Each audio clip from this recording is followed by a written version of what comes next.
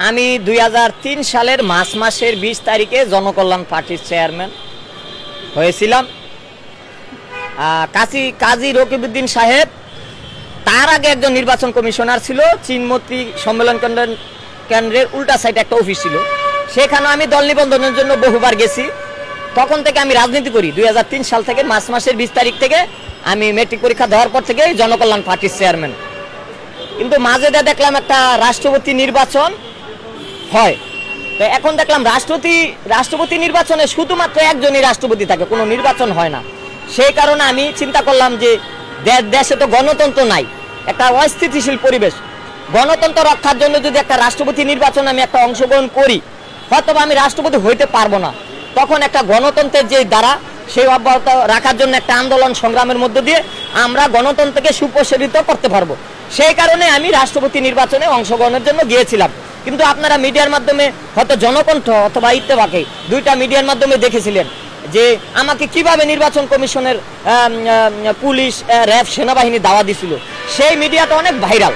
তো মূলত আমি জনকল্যাণ পার্টির চেয়ারম্যান। তবে আমি পার্টির চেয়ারম্যান মানে প্রধানমন্ত্রী হওয়া লাগে, হয় আমি হমু নাহলে অন্য একজন হইব। তাই এখন পার্টিতে আমার বহুত সমর্থক, বহুত লোক আছে, সমর্থক আছে। আমি মনে করি জনকল্যাণ পার্টি এত সহজ বিষয় না, জনকল্যাণ রাষ্ট্র গড়ে তোলা এত সহজ না।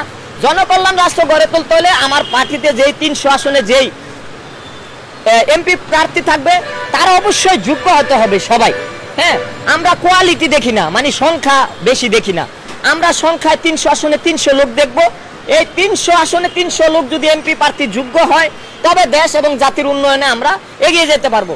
আমি যদি প্রধানমন্ত্রী হই, কারণ দেখেন 300 আসনে 300 প্রার্থী আমার অনেক সমর্থক, কোটি কোটি সমর্থক। এর মধ্যে থেকে যারা যোগ্য তাদেরকে আমি ইন্টারভিউর মাধ্যমে আমার দলে 300 আসনে নিব।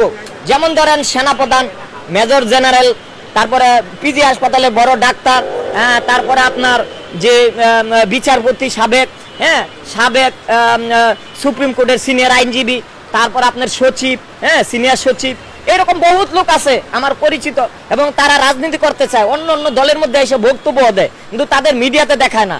তারা যদি এইসব সবাইকে যদি আমি এক করে আমার জনকল্যাণ পার্টি এবং আমার বাংলাদেশ গণতান্ত্রিক জোট, এটা এখন 7 দলীয় জোট আছে, এর মধ্যে নাগরিক জোট আছে,